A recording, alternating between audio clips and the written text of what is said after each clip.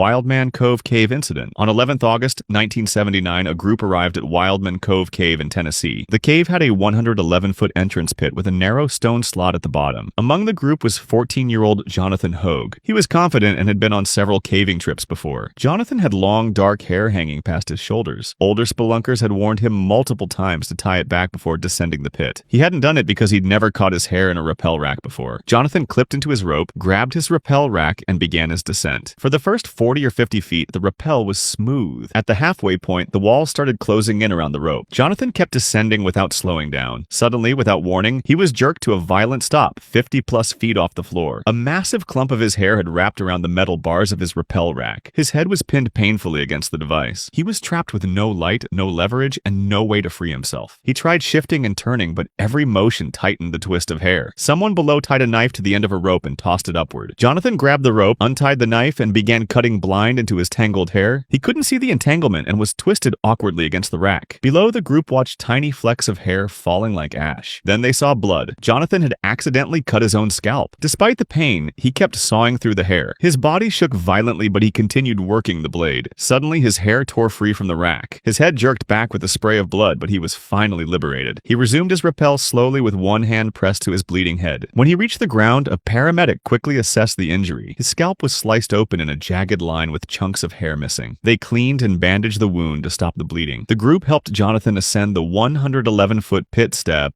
by slow step. He emerged into daylight and was taken for medical treatment.